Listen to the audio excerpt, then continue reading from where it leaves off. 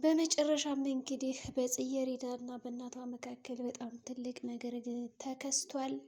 እንዲሁም ደግሞ መኳንንት የትምህርት ቤቱ እንዲሁም ደግሞ በጸባይ አንደኛ የሆነው በድብቅ ከአቶ ዮናስ ጋር እንግዲህ ሴቶችን እየወሰደ ለተለያዩ ጥቅማ ጥቅሞች እያዋለ እንደሚሸጠና ስራዎችንም እንደሚሰራ እንግዲህ አውቀናል። ዮናስ እንግዲህ በመጀመሪያ ደረጃ ጽጌረዳን በጣም ጥሩ ስራ አግኝቼልሻለሁ በማለት እንግዲህ በቀላሉ ሊያሳምናት ችሏል። እንዲሁም ደግሞ ሊያሳምናት የፈለገው ስራ በሳምንት አንድ ቀን ሁለት ቀን እየሰራሽ 1500 ብር ዶላር ሲሆን የሚከፈልሽ፣ ነገር ግን ያንቺ ዋና ስራ ማዕድናት ነገር ነው እና ፎሎ ማድረግ እንዲሁም ደግሞ የሀገራችን ቋንቋና ባህል ማስተዋወቅ ነው የሚል እንግዲህ ስራውን ቀለል አድርጎ እንደነገራትም ሰምተናል። በነገራችን ላይ እንግዲህ ዮናስ ምን አስቦ ነው ጽጌረዳን የመረጣት? ለስራውስ መኳንንትን ለምን መረጠ? እንዴት አረቀው ሆነ? በምን አጋጣሚ ተዋወቁ? መኳንንት እንግዲህ የክፍለ ሀገር ልጅ ሲሆን ስራዎችን እንግዲህ በድብቅ እያከናወነ ይገኛል። ከዛ ዩኒቨርሲቲ ውስጥ እንግዲህ አሁን ላይ በተለይ ደግሞ ጽጌረዳን በጣም ንጹህ ጓደኛ መስሎ እንግዲህ እየተንከባከባት ይገኛል። ነገር ግን ይህንን ነገር ምን የምታውቀው ነገር አልነበረም። ጽጌረዳ በእርግጠኝነት ህይወቷ አደጋ ላይ እንዳለ እንግዲህ ያመላክታል ማለት ነው። ምናልባትም እንግዲህ አሁን ላይ ነብዩ ሊደርስላት ይችላል፣ ወይም ደግሞ ነብዩ ጓደኛው መኳንንትን አፋጠው ምን አይነት ስራ ነው ያስገባት ብሎ እንግዲህ ካላስተዋወቀው ሌላ የከፋ ነገር እንደሚገጥማቸው እንግዲህ እርግጥ ነው። መኳንንት እንግዲህ ሌላ ሰዎችም አምጣ፣ በአሁኑ እንግዲህ ይች ልጅ ስላሳመንክልኝ የመጀመሪያ ኮሚሽን እና የመጀመሪያ ክፍያ ይህን ያክል ብር ነው በማለት እንግዲህ ዮናስም ራሱን በጭንብል ተሸፍኖ እንዲሁም ደግሞ ማንም ሰው እንዳያውቀው አድርጎ ክፍያ ከፍሎታል ማለት ነው። መኩም እንግዲህ ተቀብሎታል ይህንን ነገር። ችግር የለውም ሌላ ሰው አመጣለሁ ጨማምራለሁ በማለት እንግዲህ ከስራው ጋር አብሮ ለመስራት እየተስማሙ በነበረበት ወቅት እንግዲህ ከጀርባ አጅሬት መጣ ነበረ። የመጣችውም እንግዲህ ፌቨን ነበረች። ፌቨንም እንግዲህ በአጋጣሚ ስታልፍ ነው ያየቻቸው እና በዛ ቅጽበት እንግዲህ ከአካባቢው እንዲሰወር እንዲሁም ደግሞ ተሎ ብሎ ከዛ አካባቢ እንዲጠፋ አድርገዋለች ማለት ነው። እንዲሁም ደግሞ አሁን ፈጠን ብለው ውጣ በማለት እንግዲህ መኳንንት ጓደኛው እንዳይታወቅና ማንነቱ እንዳይጋለጥ በማድረግ ነገሮቹን እንግዲህ ቀልል አድርጎ ይዞ ከዛ አካባቢ እንዲሰወር አድርጎታል። ነገር ግን መኳንንት ለምንድን ነው ጽጌረዳ ጥሩ ሰው ሆኖ እየቀረባት? አሁን ለጽጌረዳ በጣም ጥሩ ሰው ማን ሊሆን ይችላል? ነብዩ ነው ወይስ ደግሞ ዮናስ? ዮናስ በእርግጥም አሁን ለእሷ ስራ ፈልጎ አምጥቶላታል። ነገር ግን ከጀርባው የሆነ የተደበቀ ግንኙነት እንዳለው እንግዲህ የታወቀ ነው። ምንም እንኳን እንግዲህ በአጋጣሚ ቢተዋወቁም ጽጌረዳና ዮናስ አሁን ላይ ደግሞ ችግሮቿን እያንዳንዱ ስታካፍለው እንደነበረ እንዲሁም ደግሞ ደርሳበታለች ማለት ነው። ሆኖም እንግዲህ ትልቅ ነገሮችን እያከናወነ እንዳለ እንዲሁም ደግሞ የዮናስ ከጀርባ የተደበቀ ማንነት እንዳለው እንግዲህ በዛሬው ቪዲዮ ተመልክተናል ማለት ነው። ነገር ግን የእናንተ ሀሳብ ምን ሊሆን ይችላል? ነብዩ ለምንድን ነው ጽጌረዳን ስራ አግኝቼልሻለሁ ብሎ አማክሮ ከምትሰራበት ቤት ሊያስወጣት የፈለገው? እንደውም ደግሞ በሳምንት 2 ጊዜ ብቻ የሚሰራ ነው። ያውም እንግዲህ ስራው በጣም ቀላል እንዲሁም ደግሞ በሳምንት 2 ወይም ደግሞ 1 ጊዜ የሚሰራ ስራ ምንድን ነው ይህ ነገር?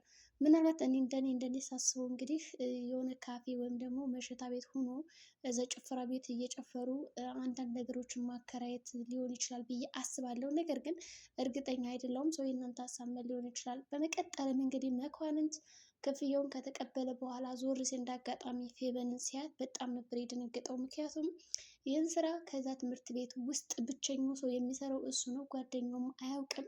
ጥሩ ሰው መስሎ እንግዲህ የራሱን ኮሚሽን እና ገንዘብ እየተቀበለ ይገኛል። እናም እንግዲህ ሀሳቡን ለምን ስራ አሰሪም የሚል አቅርቦላታል። ፌቨንም ታዲያ ስራውን እንግዲህ ሲጠይቃት ምንድነው ስራ፣ ምን አይነት ስራ ሊገኝ ይችላል በማለት እንግዲህ ትነግረዋለች። እሱም እንግዲህ ስራው ያው ማዕድን ነገሮችን መሰብሰብ ነው።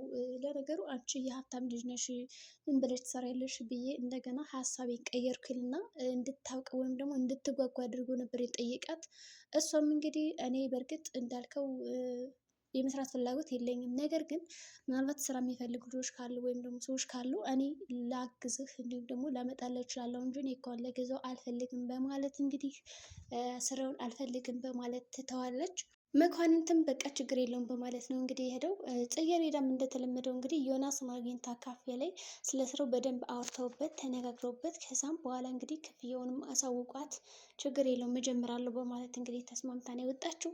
እንግዲህ ጽጌረዳ ወዲያውኑ ከዮናስ ጋር ተስማምታ ከወጣችም በኋላ ቀጥ ብሎ ወደ መኳንንት ነው ሄደው። የሚገርማችሁ ነገር ጽጌረዳ እሺ ስላለች ብቻ ነው እንግዲህ ኮሚሽን የተከፈለው ለመኩ ማለት ይቻላል። ምክንያቱም በሱ አጋጣሚ ነው እንግዲህ የተዋወቁት። እንዲሁም ደግሞ ብዙ ነገሮችን እየተግባቡትም እሱ እያንዳንዱ ደካማ ጎኗን ስለሚያውቀው ችግሯን ስለምታወያቸው ቀረብ ብሎ እሱ ደግሞ ለካ ለዮናስ እያቀበለ ነበረ። ሰው አሁን ዮናስ ከመኩ ጋር በጣም ጥብቅ ትውውቅ አላቸው። እንዲሁም ደግሞ በደንብ ነው የሚታወቁት። ከዛ እንግዲህ እያንዳንዱ የትምህርት ቤቱ ሚስጥር ሁሉ ያውቃል ማለት ነው ዮናስ።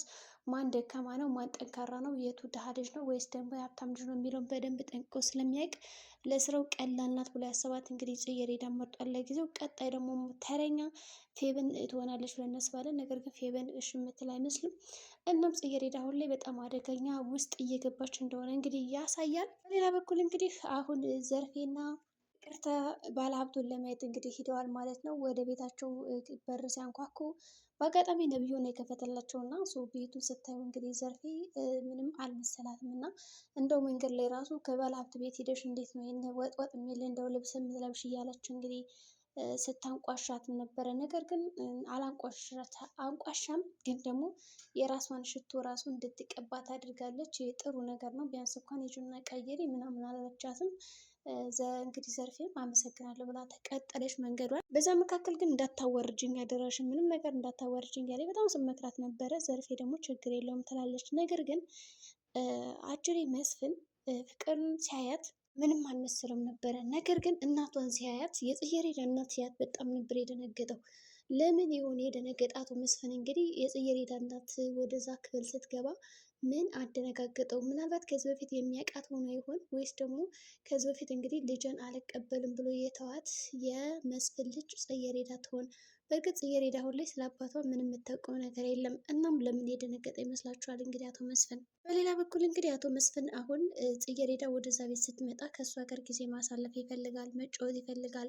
ጽጌረዳ ደግሞ የመጣሁት ለስራ ስለሆነ ስራዬን ብሰራ ይሻላል እያለች እንግዲህ የተለያዩ ምክንያቶችን እየደረደረች ከሱ ለመረቅ እና በጣም ብዙ ነገሮችን ለማድረግ ቁጥብ እየሆነች እየሞከረች ነው። ይህ ነገር ደስ የሚል ነገር ነው። ምክንያቱም እሺ ብላ ተቀምጣ ቢሆን ኑሮ በጣም ሌላ ነገር ይፈጠራል። እናም እሱ ሲላት የነበረው ለእኔ አንቺን ማየት በጣም ደስ ይለኛል፣ ህመሜንም በቃ ታገግሚልኛለሽ ነው ያላት። የሚገርማቸው ነገር አንቺን ማየት እኔ ራሱ ያስደስተኛ እንዳለት ባጭሩ። ይህንን ቃል ስትሰማ ግን ወዲያውኑ ተሰወረች። ደስ የሚል ነገር ነው። ችን በኋላ እንግዲህ ያው ወደ ኪችን ሄደችው። ከነብዩ ጋር እንግዲህ ጨዋታ ጀምረዋል። ነብዩም እንግዲህ ደስ ብለው ምግብ በሚሰራበት ሰዓት ፎቶ እያነሳን ነበረ። ግን ለምን አነሳት የሚለውን እንግዲህ አይታወቅም። ምናልባት ነብዩም ከመኳንንት ጋር ይህንን ስራ እየሰራ የሆነ እንዴ በድብቅ ለምን ፎቶ አነሳት? በሌላ በኩል እንግዲህ ነብዩ ከመምጣቷ በፊት ጽጌረዳ ስልክ ደውሎላል ነበረ። በዛ ቅስፈት እንግዲህ ፌበን ስልኩን ስታናግረውም ነበረ እና ለምን ለእኔ አትደውልም የሚል መልእክትም ሰጥተዋለች እና እንዲደውላት እያዘዘችውም ነበረ። ግን ለእናቷ ሁሉንም የተፈጠረውን ነገር አስረድታታለች። በአንቺ ሀሳብ እስማማለሁ፣ ነብዩን ማግባት እፈልጋለሁ። በእርግጥም አንቺ ሳትይ ልጁን አውቀዋለሁ፣ ግን ላይ ከጽጌረዳ ጋር በጣም ጥሩ ቀረቤታ ነው ያላቸው ማለት እንግዲህ ስነግራት ፍቅርተ ችግር የለውም እሱን ለእኔ ጣዩ እንደምንም አድርጌ አለያቸዋለሁ፣ ብቻ አንቺ በሀሳቤ ተስማሚ ልታገባ ነው ብላ እንግዲህ ስነግራት ፌበን በጣም ነበር ደስ ያላት። እንግዲህ በመጨረሻም አቶ መስፍን ለምን ደነገጠ? መኳንንትስ የተደበቀው ስራ ምን ይሆን? ዮናስ ማን ነው?